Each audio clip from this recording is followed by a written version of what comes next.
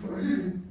And I told him, I'm doing this, I'm a businessman, I'm doing well, and everything, you've reached this, and I'm director of this bank.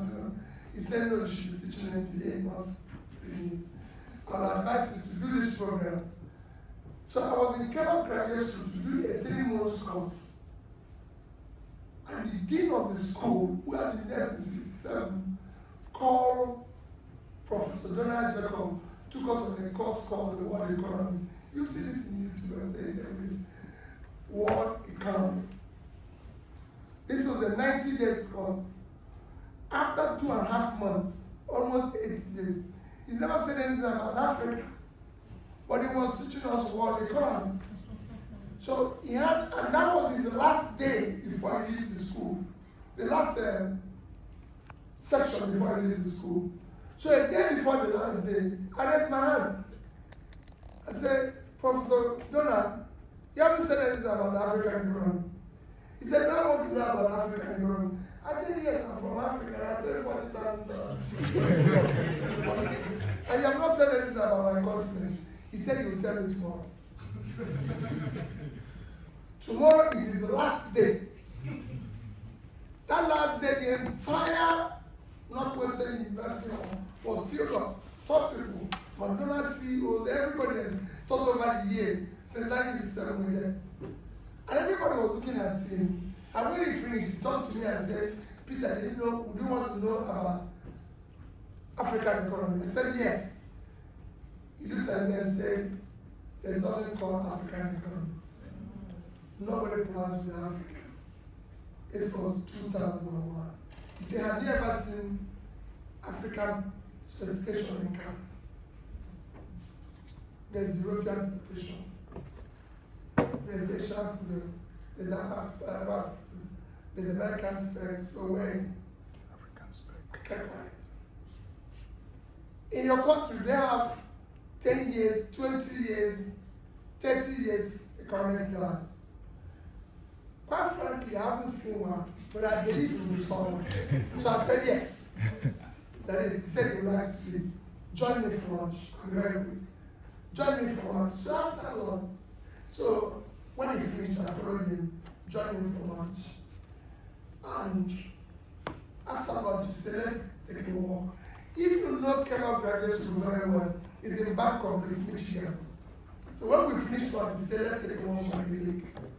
As we were taking a walk, we brought out, he said, do you have any of your country's currency? I said, yes. He brought $100 out. Then the biggest denomination of our currency was 100 naira. So I brought 100 naira. He said to me, which of these two currencies do you prefer? And it was 100 naira to $1. I said, $1. So he said I should keep this $100. I took my 100 naira. We did that about the poll again. He said to me, Peter, let's talk. Can you bring out that money? I felt, oh, I'm going to lose something. I'm not game. I brought it out and said, which of these two currencies do you prefer again? I said, the dollar. He said, why? And I told him why, because I told him before. It's 100 to $1. So if you give me 10,000 naira, and I bring this, he said, I should sit down. He sat down at one of the sitting places there and said to me, Peter, it costs more to print the naira than to print the dollar. Because the naira have multiple colors, the dollar is just black and white. And you prefer that.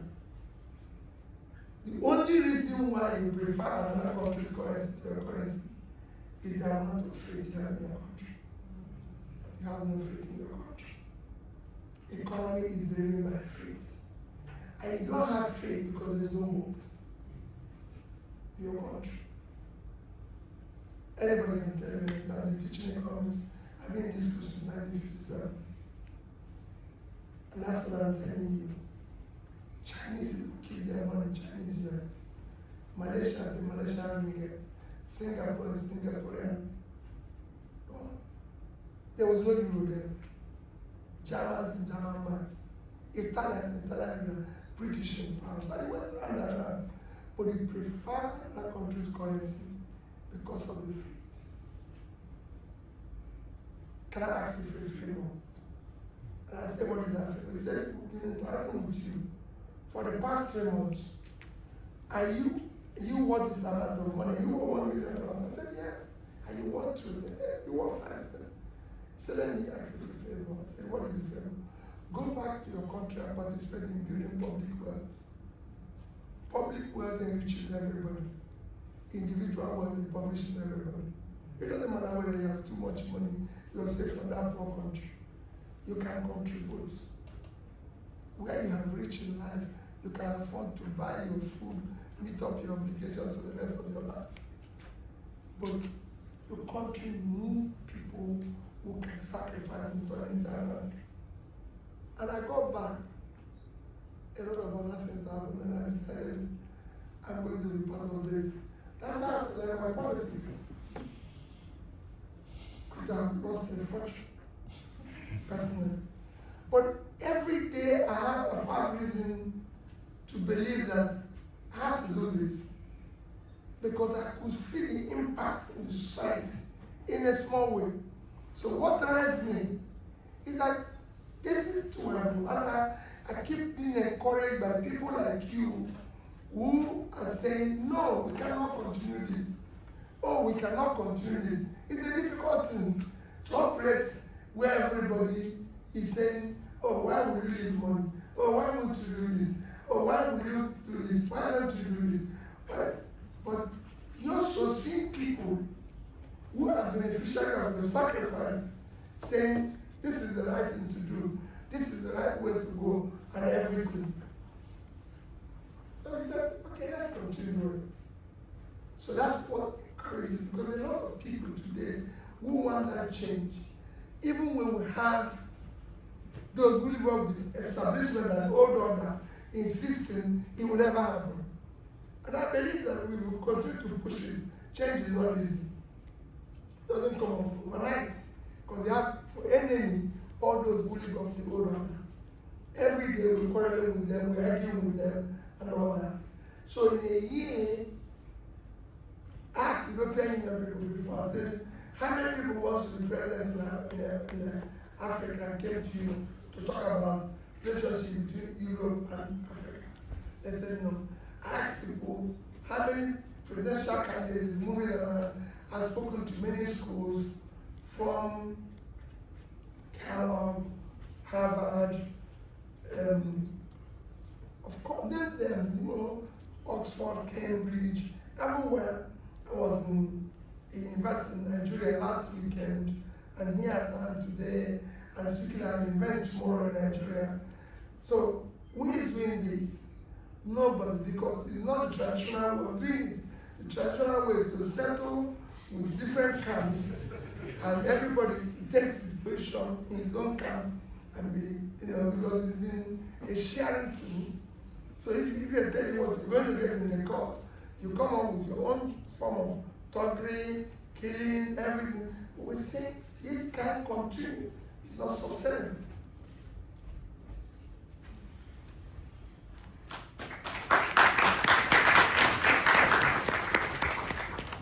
You mentioned there about faith and hope in Nigeria, and that's going to be another topic we'll discuss later.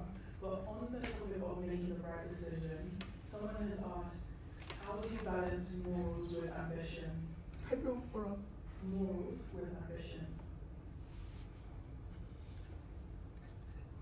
Well, I think it's very easy because you cannot have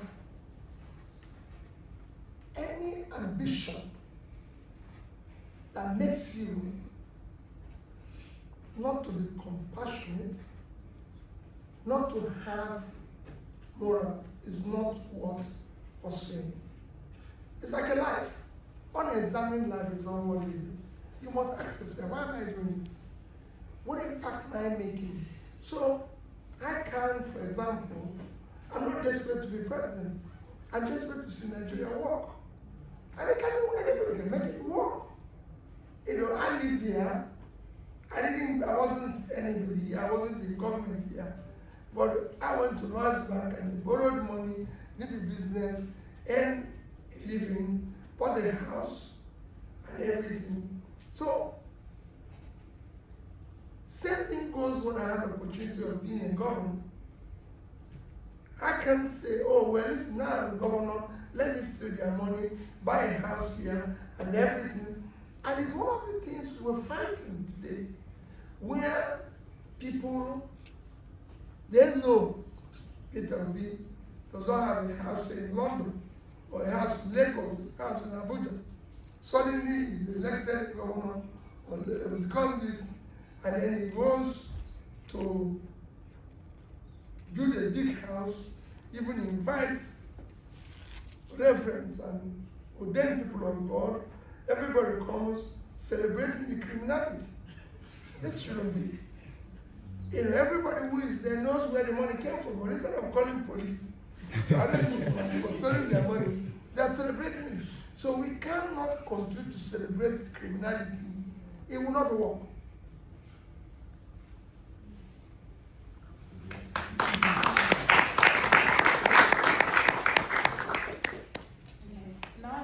From personal foundations to a theme that came up a lot as well, and this is understanding how real change happens in difficult systems. So you often say that Nigeria's problem is not policy but implementation. How can leaders rebuild system and trust in a system where implementation keeps failing? No, implementation is not failing. What keeps failing is leadership. It is leader that drives implementation. It is not failing. Anybody who says implementation is failing is not. It is the leader. The leader is the vision. He's the driver. Like a driver who is driving a car. He knows the destination. He knows where it's going.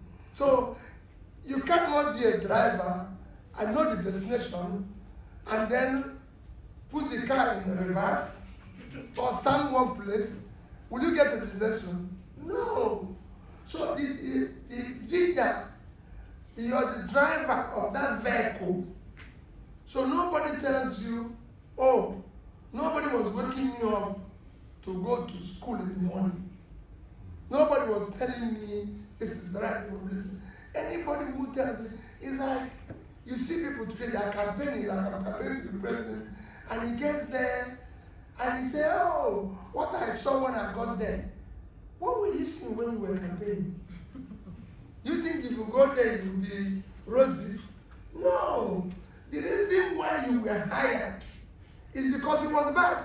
If it was good, nobody would hire you. So you are hired not to complain, but to solve the problem. That's the leadership. You don't remind us about yesterday. Yesterday is gone. That's why I told very simple when he was there, I had an opportunity of debate. I said, what did you do? They came in and started pursuing people who stole this, who did this, who did this. I said, no. You can't close your shop and be chasing thieves. By the time you come back, they see whatever is remaining. Your job is to say, enough is enough. Cut off here. Police, anybody, please help me to look for people who have stolen this. While me, concentrate on graduate. You were hired as the CEO of a failed company. So we didn't hire you to tell us that the man who left there caused trouble. Because we know already the position of that man when we are hiring you. So don't tell us about things bad. Tell us we want to see growth. It is that growth. We are the ones who are going to compare you and that man who left. Not you. Don't remind us about him. Otherwise, you're pushing us back. You're making us think about yesterday. Those who concentrate and think about yesterday and today will miss tomorrow. We want you to drive us to tomorrow. So for me, that is what it should be.